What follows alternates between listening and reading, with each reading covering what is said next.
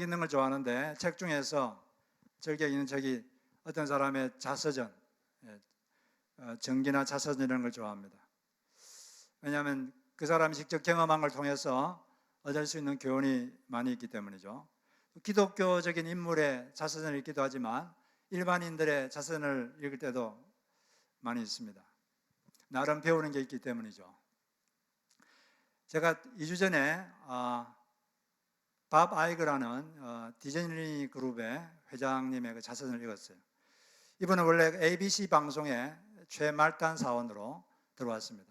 방송 촬영 현장에서 허드렛 일을 하는 아주 최말단 사원으로 들어와서 그 회사의 사장님이 되셨어요. 그리고 이제 디즈니 그룹과 합병되면서 디즈니 그룹의 회장으로 15년 계시다가 작년에 이제 은퇴를 하셨는데, 그분은 매일 새벽 4시 15분에 일어나가지고 독서를 하고 운동을 합니다. 독서하고 그러면서 사업의 구상도 하고 여러 가지 통찰도 얻고 또 운동하면서 건강을 챙기고 아주 성실한 분이죠. 이런 부단한 성실함, 이걸 이제 바탕으로 깔아서 사시는 분이었는데, 그분의 삶을 통해 제가 두 가지를 크게 배웠어요. 첫 번째는 따뜻한 단호함. 사람들 중에 따뜻하기만 한 사람도 있는데 또 단호하기만 한 사람도 있고, 근데 이 두 가지가 조화된 사람은 많지가 않은데 이분은 상당히 이게 잘 조화된 사람이에요. 이 사람이 사람을 대할 때는 아주 따뜻하게 대합니다. 모든 사람을 대할 때 따뜻함과 진정성을 가지고 친절하게 대하고 그래야 돼요. 그래서 그를 잘 아는 어떤 분은 말하기를 다른 사람이 그 사람에 대해서 나쁘게 말한 적을 한 번도 들어본 적이 없다. 그리고 그 사람은 어떤 사람에게도 그 사람이 어떤 사람에게 불친절하거나 불공정하게 그렇게 대하는 적을 한 번도 본 적이 없다. 이렇게 말할 정도로 사람을 따뜻하게 대합니다. 그런데 큰 조직을 이끄는 사람이 따뜻하게만 해가지고는 조직을 이끌 수가 없거든요. 또 필요할 때가 되면 단호함을 발휘합니다. 단호하다는 것은 뭐냐면 원칙을 정합니다. 원칙을 정하고 원칙을 분명히 말하고 그 원칙을 고수하는 거죠. 그게 단호한 것입니다. 단호하게만 하면 사람들의 마음을 잃겠죠. 민심을 잃어버리죠. 그렇지만 이 따뜻함과 단호함, 이게 잘 조화가 돼가지고 아주 회사를 아주 많이 성장시켰던 그런 분입니다. 따뜻한 단호함, 이게 지도자들에게 필요하죠. 두 번째는 이 대담함. 이분은 위험을 기꺼이 무릅쓰고 뭔가를 결정하는 대담함을 가지고 있습니다. 자기가 얻은 통찰 근거로 이게 확실하다고, 자기가 좋다고 생각하면 위험을 기꺼이 무릅쓰고 결단하는 그 대담함이 있었죠. 그런 대담함으로 남들은 생각도 못하는 그런 일을 했어요. 그래서 뭐 픽사나 마블, 루카스필름, 21세기 폭사 이런 걸 인수해가지고 이 그룹이 많이 업그레이드 되는 거죠.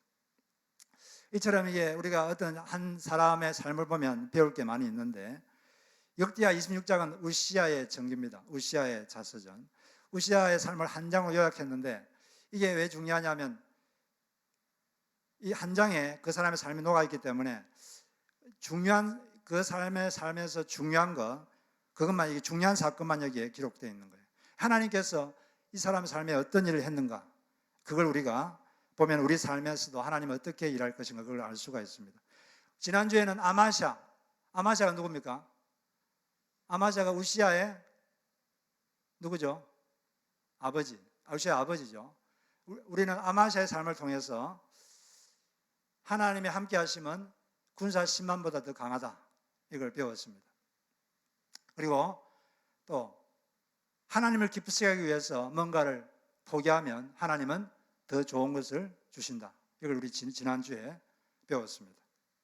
우리가 오늘 이 우시아의 삶을 통해서도 우리가 뭔가를 배울 수 있는데 두 가지 메시지를 얻을 수가 있습니다. 먼저 첫 번째는 전심으로 하나님을 찾을 때 기이한 도우심을 얻는다. 한번 따라해 보겠습니다. 전심으로 하나님을 찾을 때 기이한 도우심을 얻는다. 우시아의 삶은 성공적이었던 전반부와 그 반대로 갔던 후반부로 딱 나눌 수가 있습니다.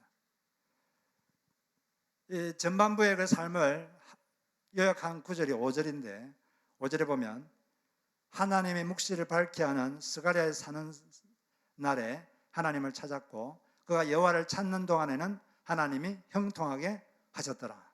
이 스가랴라는 사람이 옆에서 그를 영적으로 도와줬을 때는 그가 하나님을 찾았어요. 그럴 때는 형통했습니다. 여기서 하나님을 찾았다는 말이 있는데 하나님을 찾았다는 게 무슨 뜻입니까? 하나님을 찾는다.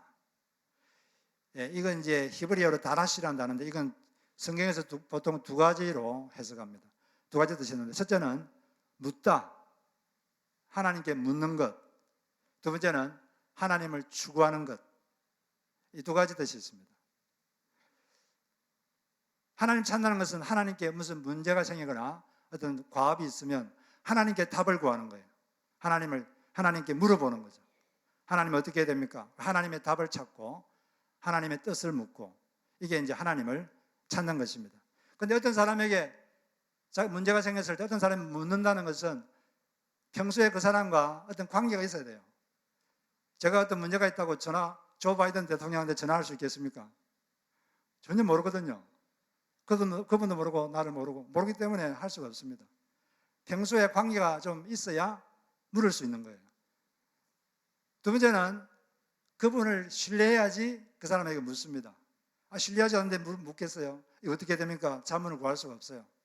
하나님께 묻는다는 것은 그의 삶에 문제나 과업이 있을 때 하나님을 신뢰하는 마음으로 하나님께 답을 구하는 거죠. 전심으로 하나님의 뜻을 구하고 답을 구하는 것, 그게 하나님을 찾는 것입니다. 출애굽 28장 15절에 보면 모세가 그의 장인에게 대답하되 백성이 하나님께 물으려고 내게로 오고 있습니다. 여기서 하나님께 묻는다, 이게 똑같은 단어입니다. 하나님을 찾으러 내게 오고 있습니다. 열왕기하 1장에 보면 아시아 왕이라는 분이 계신데 이분이 다락에서 떨어져서 병이 걸렸어요. 이 병이 나을 건지 안 나을 건지 그게 궁금했어요. 그걸 하나님께 가야 되는데 안 가고 블레셋인들이 섬기던 우상인 바알세붑에게 물어보러 갔습니다. 그걸 아시고 엘리야 선지자를 보내서 책망하셨어요. 이스라엘 하나님이 없어서 너희가 블레셋 에그론의 신 바알세붑에게 물으러 가느냐? 너가 반드시 죽으리라. 하나님이 있는데 하나님이 안 물어보고 다른 신에게 물으러 간 거예요. 요즘식으로 하면 어떤 거죠? 요즘식으로 하면 궁금한 게 있다고 점치러 가거나 그건 다른 신에게 간 거죠. 점치러 가거나 사주팔자 보거나 아주 하나님이 진노하는 것입니다. 그런데 한국에 물어보니까 점쟁이들 되게 많은데 그 고객의 30%가 기독교인이래요. 그게 그 사람이 기독교인이겠습니까? 말만 기독교인이죠. 하나님을 모르는 무늬만 기독교인이겠죠. 하나님을 찾는다 이 말, 하나님 묻는다는 뜻입니다. 삶의 정황에서 우리는 하나님께 답을 구하고 하나님의 뜻을 구하는 사람이 돼야 되는 거죠. 그런데 우리는 하나님의 뜻이 뭔지 되게 궁금한데 하나님의 뜻을 아는데 제일 필요한 건 자기 소원을 내려놓는 거예요. 자기 욕망을 내려놓는 것, 그게 가장 중요합니다. 그냥 내가 이렇게 하겠다, 저렇게 하겠다 이렇게 미리 정해놓고 하나님께 물어보면 하나님의 뜻을 분별하기가 아주 힘듭니다. 분별할 수도 없고. 그런데 사실 하나님이 뭐라고 하시든 내가 순종하겠습니다, 이런 마음만 있으면 하나님의 뜻을 분별하기가 훨씬 쉬워요. 그런데 이렇게 해야지, 이렇게 하고 싶다 이렇게 해놓고 자기 마음에 맞는 이야기 하면 따라하고 자기 마음에 안 맞으면 그냥 자기 하고 싶은 대로 하고, 그러면 하나님이 어떤 기분일까요? 하나님께 와서 하나님 어떻게 할 거예요 해가지고 이렇게 하라 그러는데 이거 마음에 안 들어. 하나님을 조롱하는 겁니다. 이건 더 악한 거예요. 우리가 하나님 내가 어떻게 하겠다 이런 걸 내려놓고 하나님께 진정으로 물어보면 하나님께 여러분의 답을 해주십니다. 삶에 문제가 생길 때 다른 데 가지 말고 하나님께 물어보시기 바랍니다. 그런 하나님을 찾는 자가 되시기 바라요. 그 다음에 또 하나님 찾는다 이 말은 하나님을 추구한다. 삶의 목적이 세상이 아니라 하나님이라는 거죠. 하나님을 목적 삼는 삶, 이게 하나님을 찾는 것입니다. 우리 하나님을 목적 삼으면 하나님께서 세상에서 필요한 것은 알아서 채워주시는 것입니다. 하나님을 찾는 사람은 하나님을 늘 가까이 하겠죠. 하나님을 목적 삼고 사는 사람의 삶의 모토를 이 시편 73편에 있는 두 구절로 우리 요약할 수 있는데, 첫 번째는 26절에 보면 땅에서는 주밖에 내가 사모할 리 없나이다. 땅에서는 주님밖에 내가 사모할 리가 없습니다. 이것이 하나님을 찾는 사람, 하나님을 추구하고 하나님을 목적 삼는 삶의 특징입니다. 그 다음에 두 번째는 하나님께 가까이함이 내게 복이라. 28절. 하나님께 가까이하게 하는 사건은 복된 사건이고, 하나님께 멀리하게 하는 사건은 저주받은 사건이죠. 하나님께 가까이 하는 것, 이것을 가장 큰 복으로 알고 하나님께 가까이 하려는 사람, 이게 바로 하나님을 찾는 사람입니다. 목마른 사슴이 시냇물을 찾듯이 하나님을 찾고, 다윗은 광야에서 막 쫓기고 다닐 때도 그의 소원은 내가 빨리 성전에 가가지고 하나님께 예배하는 것, 그게 그의 소원이었어요. 이런 사람이 하나님을 찾는 사람입니다. 이 하나님을 전심으로 찾으면 하나님께서 만나주겠다, 이렇게 약속을 하셨어요. 예레미야 29장 10절에 보니까 너희가 온 마음으로, 온 마음이 중요합니다. 온 마음이 뭡니까? 100%의 마음, 전심을 가지고 나를 구하면 나를 찾을 것이요 나를 만나리라. 나를 찾을 수 있다, 나를 만날 수 있다. 이게 약속입니다. 그 약속 붙잡고 우리는 하나님께 답을 구해야 되겠고, 하나님을 추구하는 삶을 살아야 되는 것입니다. 어떤 한국 젊은이가 군대를 제대하고 왔는데, 그가 군에 가기 전에는 제법 잘 나가는 배우였습니다. 그래서 주인공을 많이 맡았어요. 근데 2년 후에 와보니까 이 트렌드가 바뀌어가지고 부르질 않는 거예요. 부르질 않으니까 너무 마음이 힘이 들고 일도 안 풀리고 마음이 너무 힘들었습니다. 근데 그때 평소에 목사님이 하시던 말씀이 갑자기 생각났어요. 어떤 말씀 생각나냐니까, 하나님이 계시는데 왜 안 만나려고 하십니까? 이 생각이 자꾸 나는 거예요. 그래서 나도 한번 이참에 하나님을 한번 만나봐야지. 하나님 만나면 어떤 느낌일까? 그래서 하나님을 한번 찾아보기로 했어요. 근데 그때 마침 청년부에서 특별 새벽 기도회가 열렸습니다. 그래서 태어나서 처음으로 새벽 기도를 갔어요. 어릴 때부터 교회는 다녔지만 그냥 건성으로 그냥 왔다 갔다 하다가 내가 하나님을 한번 만나봐야겠다. 그리고 새벽 기도를 처음에 갔는데 하나님이 거기서 그를 기다리고 계셨습니다. 첫날 가가지고 앉아서 이렇게 기도를 했어요. 하나님이 계시면 저를 좀 만나주세요. 이렇게 기도를 했는데 갑자기 눈물이 나기 시작했어요. 별로 슬프지도 않은데 이상하게 눈물이 나고, 왜 눈물 흘리는지도 모르게 마음에 어떤 감동이 오면서 눈물이 나기 시작하는 거죠. 그렇게 그는 2시간 동안 주님과 교통하는 시간을 가졌습니다. 그렇게 하나님과 교통하는 시간을 갖고 밖을 나왔는데 모든 게 새로운 거예요. 나무도 새롭고 보이고, 돌멩이도 새롭게 보이고, 모든 게 다 새로워 보입니다. 뭐가 새로워졌을까요? 돌멩이가 새로워진 게 아니라 그 사람 마음이 새로워진 거죠. 마음이 새로워지니까 모든 게 다 새롭게 보이는 겁니다. 사람은 그 마음 먹기에 따라 모든 게 다 달라 보입니다. 그래서 하나님 만난 그 힘으로 그가 그 시기를 잘 극복했다고 합니다. 하나님께서 우리를 만나주시면 하나님 임하시는데, 하나님 임하시면 뭔가 그 사람 마음속에 뭔가를 하고 싶은 마음이 생깁니다. 뭔가를 하고 싶은 마음, 이걸 두자로 비전이다 그런 말도 쓰는데, 뭔가를 하고 싶은 마음이 생겨요. 그리고 그걸 이루는 능력도 주십니다. Purpose and power, 이 두 가지가 생기는 거죠. 우시아가 하나님을 찾았으니까 하나님이 그를 만나주셨어요. 하나님께서 그에게 임하셨는데, 그에게 하나님께서 뭔가를 하고 싶은 마음을 주셨습니다. 어떤 비전을 주셨죠. 그 무슨 마음을 주셨냐면, 군사력을 강화시키고 농업을 장려하고자 하는 마음을 주셨습니다. 그런 국가에 대한 비전을 넣어주셨어요. 그래서 그는 그때부터 군사력을 강화시켰습니다. 예루살렘 성문에 망대를 세우고, 광야 곳곳에도 망대를 세우고, 파수대, 그리고 무기를 많이 만들었습니다. 새로운 무기도 많이 고안하고, 창, 방패, 활, 갑옷 이런 걸 많이 만들었어요. 그리고 농업도 장려해가지고 곳곳에 무릉덩이를 파고 포도원을 많이 만들었어요. 나라가 부강해졌습니다. 그래서 많은 나라들이 조공을 바쳤어요. 암몬도 조공을 갖다 바쳤습니다. 15절 보니까 그의 이름이 멀리 퍼지면 기이한 도우심을 얻어 강성하여짐이라. 여러분에게도 이런 기이한 도우심이 임하기를 바랍니다. 이해할 수 없는 도우심. 뭔가 이해가 되면 자기가 한 거고, 이해가 안 되면 하나님이 하신 거죠. 그런 우리가 이해할 수 없는 귀한 도우심이 여러분에게 충만하기를 주의 이름으로 축복합니다. 우리가 이렇게 하나님을 이렇게 찾으면 하나님 우리에게 임하시고, 그때 하나님 우리 마음속에 뭔가를 하고자 하는 마음을 주십니다.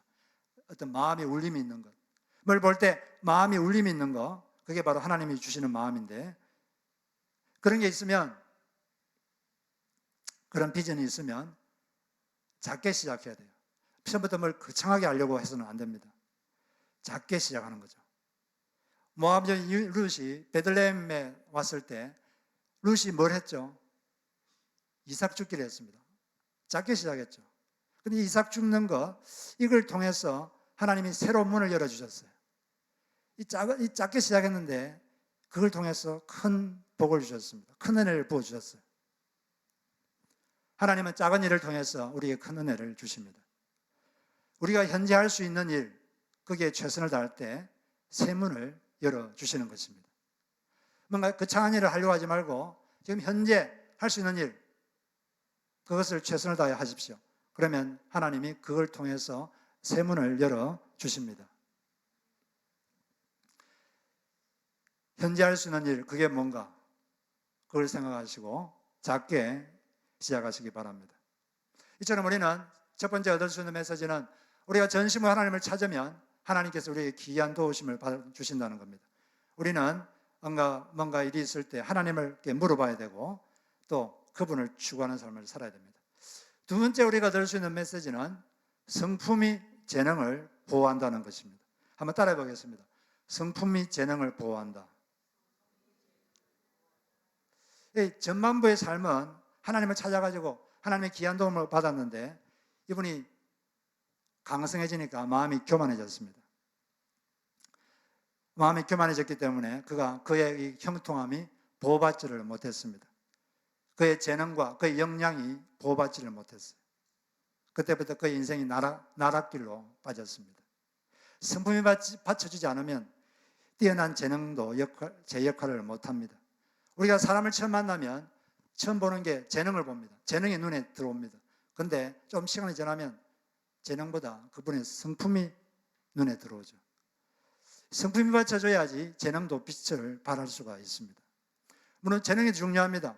중요한데 그걸 지탱해 주는 게 좋은 성품입니다. 성품이 지탱해 주지 못하면 빛을 발하지 못해요. 오래 가지를 못합니다. 처음은 좋은데 끝이 안 좋아요. 그래서 하나님께서는 끊임없이 예수를 닮은 성품을 가지라고 우리에게 계속 이렇게 권면을 하는 것입니다. 우리에게 좋은 성품이 필요한 것은 더 나은 미래를 위해서 이 성품이 꼭 필요하기 때문에 그렇습니다. 이 세상에 문제를 일으키는 사람은 재능이 없는 사람입니까? 아니면 성품이 없는 사람입니까? 문제를 일으키는 사람은 성품이 없는 사람이 문제를 일으킵니다. 특별히 겸손한 성품은 우리에게 하나님 주신 복을 계속 유지하도록 도와주는 아주 중요한 성품입니다. 그래서 이 존 맥스웰이라는 사람은 성품은 재능을 보호하며 후회도 막아준다, 이런 말을 했죠. 우시아가 강해지자 교만이 들어와가지고 그 인생이 망쳤는데, 그래서 이 사람이 이제 성품이 받쳐주지 못해서 두 가지 해서는 안 되는 일을 했어요. 그걸 보면서 우리가 우리 인생에서 해서는 안 되는 일 두 가지를 한번 살펴보겠습니다. 첫 번째는 권위를 업신여기지 마라. 권위를 업신여기면 안 됩니다. 이 우시아가 교만해져가 한 일이 권위를 업신여긴 거예요. 누구의 권위를 업신여겼냐? 하나님의 권위를 업신여겼습니다. 권위라는 게 뭡니까? 권위라는 것은 결정하는 권한, 이게 권위입니다. 어떤 사람이 권위가 있다는 것은 뭔가를 결정하는 권한이 있고, 따라서 그걸 집행하는 권한도 동시에 있는 거죠. 하나님께서 뭔가를 결정했는데 그걸 업신여겼어요. 그렇게 함으로써 하나님을 업신여기는 결과가 나타났습니다. 하나님이 뭘 결정하셨냐면, 성전에 있는 향단이 있는데 거기에 향료에다가 이제 향을 피우는 건데, 이것은 오직 제사장만이 할 수 있다. 이게 하나님이 정한 결정입니다.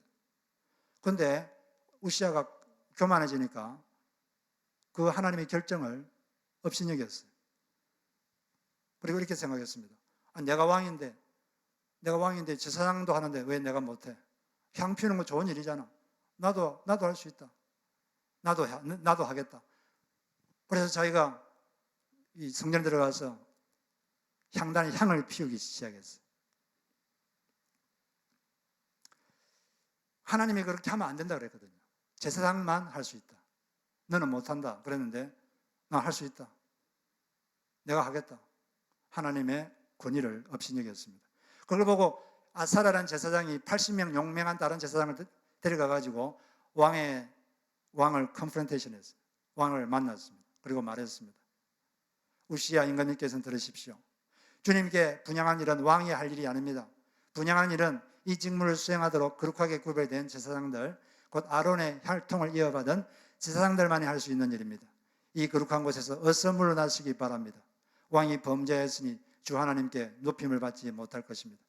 만약 그때 우시야가 잘못을 알고 아이고 잘못했습니다 이랬으면 좋았을 텐데 그때 어떻게 했죠? 버럭 화를 냈어요. 막 성을 냈습니다. 그 순간 우시야의 이마에 문둥병이 확 생겨서 온몸에 문둥병자가 됐어요. 문둥병은 하나님이 직접 주는 벌이거든요. 그러자 우시야를 쫓아냈고 우시야는 그때 왕위에서 쫓겨났습니다. 그리고 아들이 왕이 됐고 그 이후부터는 별궁에 거하면서 쓸쓸하게 살았어요. 쓸쓸하게 그렇게 살다가 죽었어요.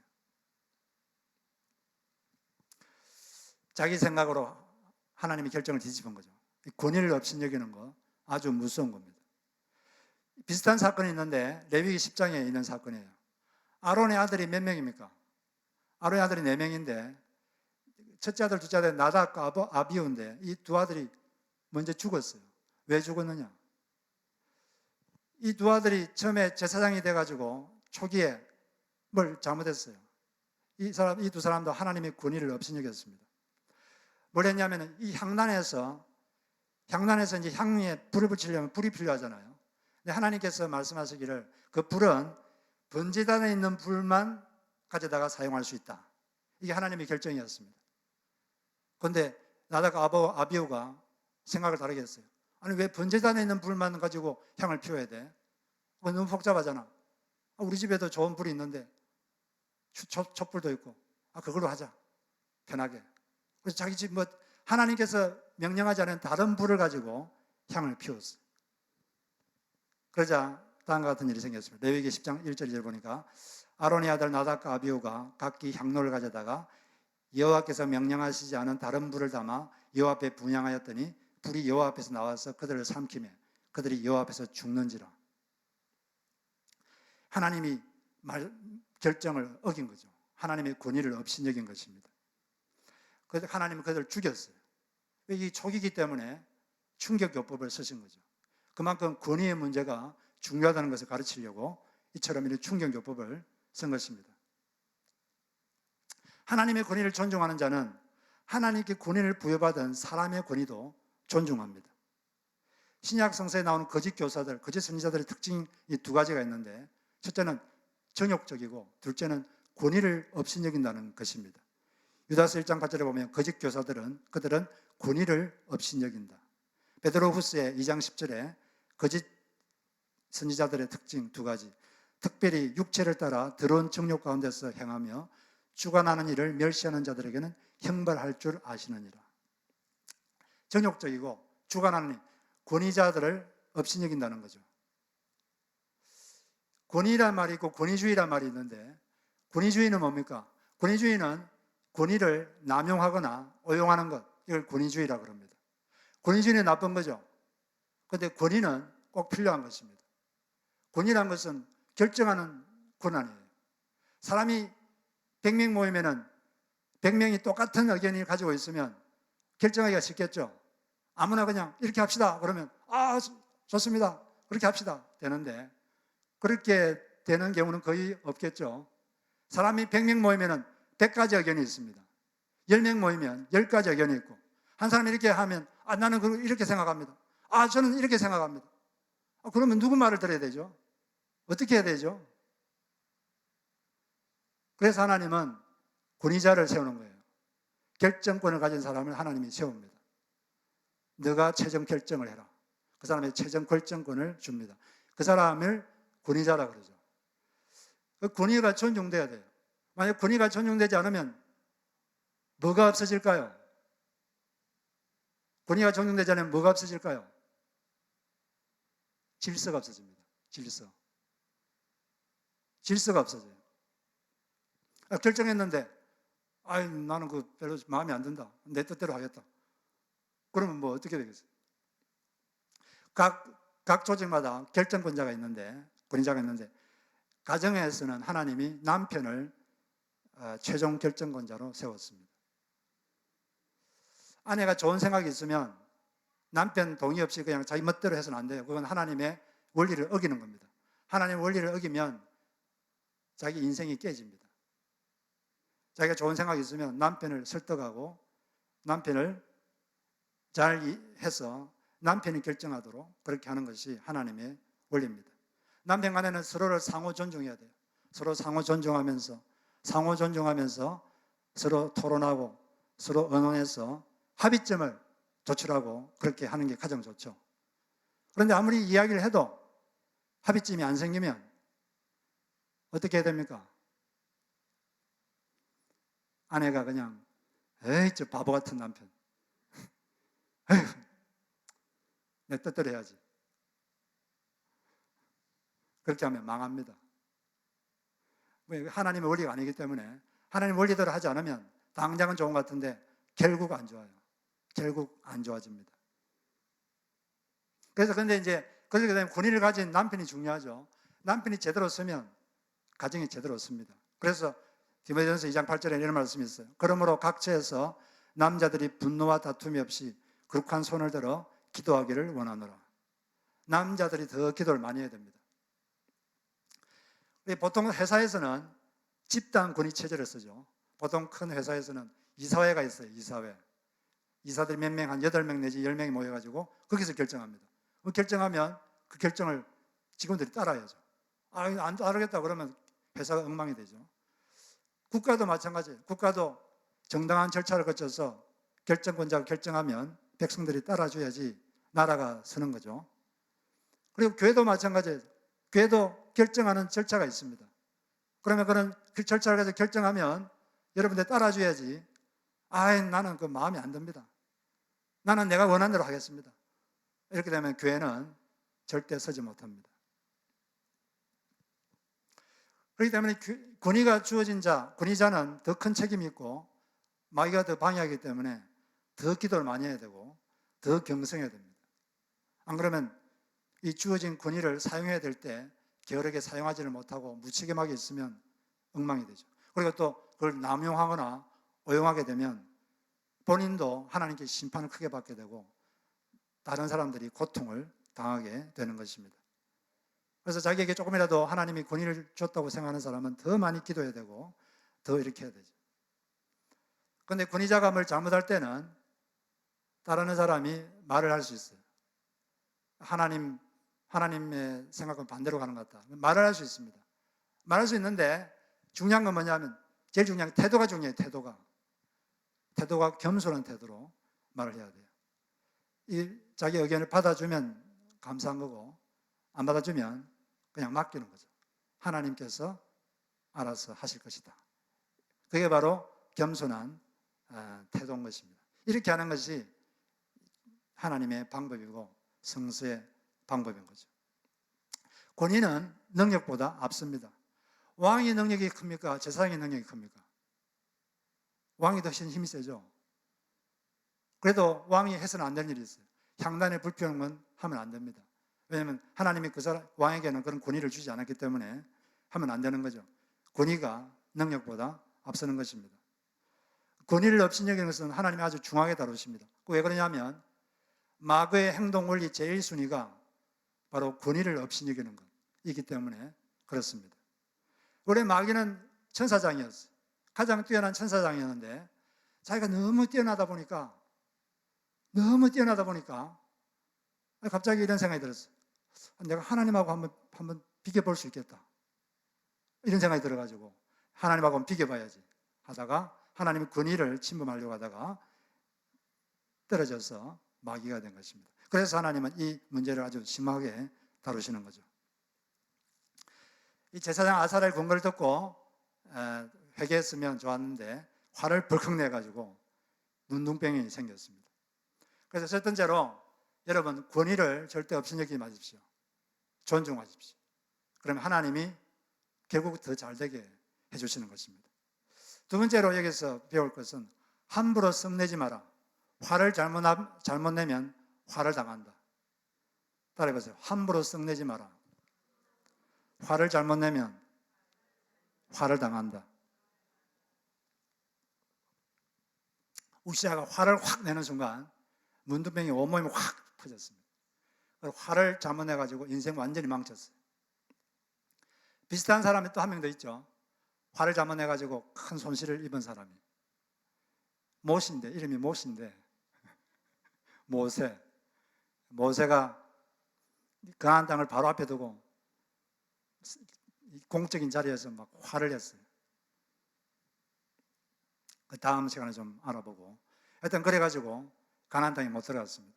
이런 화를 잘못 내면 여러분 인생에 큰 고통이 옵니다. 화가 나는 것과 화를 내는 것은 다른 것입니다. 화가 날 수 있죠. 속에서 화가 날 수 있는데 화를 내는 것도 다른 문제예요. 화가 나는 건 잘못이 아닌데 화를 잘못 내면 이게 죄가 됩니다. Uncontrolled anger is sin. 근데 이 화가 나는 게 이 화가 이 잘못된 화일 수도 있고 올바른 화일 수도 있어요. 우시아의 화는 잘못된 화입니까? 올바른 화입니까? 우시아의 화는 잘못된 거죠. 자기가 잘못했거든요. 자기가 해서는 안 되는 일을 해서 제사장 아사랴가 그렇게 하면 안 됩니다. 그런데 막 화를 냈어요.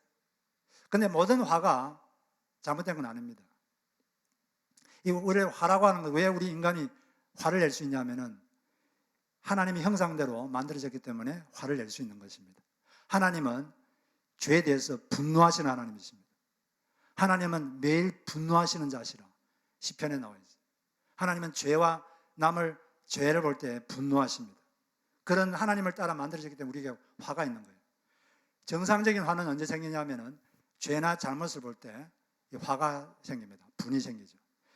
이 하나님이 왜 인간에게 분의 능력을 주셨냐면은 이 화라고 하는 것은 죄와 잘못에 대해 건설적인 행동을 취하도록 자극하는 에너지입니다. 여러분 화가 나면은 막 에너지가 생기죠. 화가 나면 막 밤에도 막 쫓아가가지고 뭘 하고 할 수도 있고 엄청난 에너지가 생겨요. 하나님이 왜 화가 분을 주시냐면은 죄와 잘못에 대해 건설적인 방식, 사랑의 방식으로 조치를 취하도록 자극하는 에너지. 이게 바로 화입니다. 여러분에게 건설적인 행동, 사랑의 행동을 해서 그걸 좀 바로잡도록 하는 에너지를 주시려고 이 분의 능력을 주시는 거예요. 이게 분이라는 것을 잘 사용하면 건설적인 결과가 나옵니다. 그런데 인간이 타락했기 때문에 화 자체도 잘못된 화를 많이 내고 내서도 안 되는데 화를 내고 또 잘못된 방법으로 이렇게 화를 내는 게 많은 것입니다. 그래서 화를 잘못 내면 큰 화를 당합니다. 그래서 화가 날 때 화를 확 풀려고 하지 말고 화는 어린애처럼 달래줘야 돼요. 잘 달래가지고 잘 표현하면 좋은 결과가 생기는 것입니다. 제가 다음에 조금 더 자세하게 이걸 다루고 오늘은 간단하게 이렇게 다루고 말 텐데, 그래서 화가 나도 일단 참아야 돼요. 일단 참으십시오. 그리고 어떻게 행동해야 될지 기도하시고 하나님이 지혜를 주시면 그 지혜를 따라 해야지 바로 이렇게 화를 내면 안 되는 거죠. 잠언 15장 18절에 보면 분을 쉽게 내는 자는 다툼을 일으켜도 노하기를 더디하는 자는 시비를 그치게 하느니라. 성이라는 것은 성을 내면 더 성이 생산됩니다. 어떤 사람은 이 성이란 게 밖에서 있는 물과 같아가지고 한번 확 부으면 싹 없어져서 내 마음이 시원하고 마음이 편할 것이다 이렇게 생각하는데, 이 화라고 하는 것은 이 밖에서의 물이 아닙니다. 밖에서의 물이 아니라 공장에서 생산되는 제품과 같아요. 공장에서는 제품이 생산되면 계속 나와요. 계속. 그리고 장사가 잘 돼가지고 많이 내면 더 많이 생산됩니다. 그것처럼 화를 내면 더 화가 나요. 그리고 성을 내면 남도 성이 납니다. 내가 성을 내면 나는 뭐 잠시 시원하겠지만 상대방은 더 화가 나요. 그럼 서로 그냥 이 화가 더 생산량이 더 많아져요. 확대 재생산되는 거죠. 여러분이 화를 내면 상대방 가만히 있을까요? 상대방도 화가 나기 때문에 복수합니다.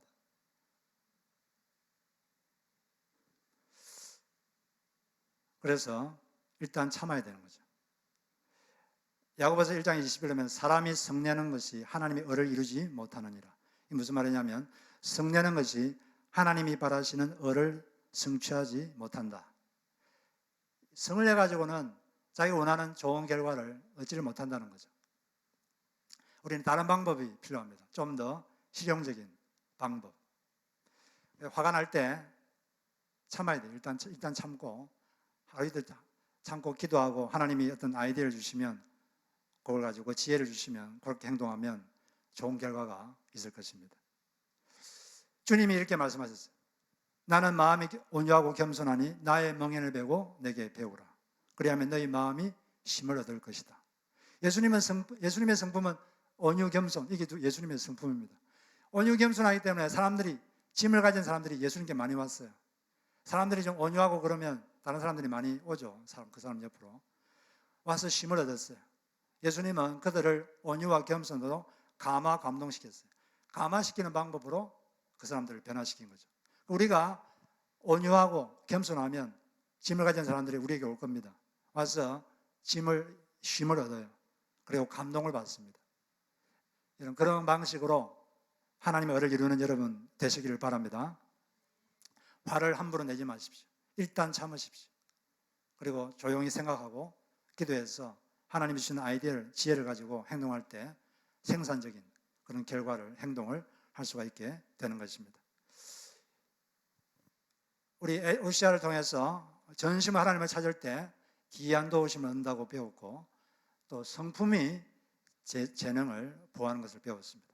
군의를 존중하시고 함부로 화내지 마시고 그렇게 해서 하나님의 은혜가 여러분에게 충만하기를 주의 이름으로 축복합니다.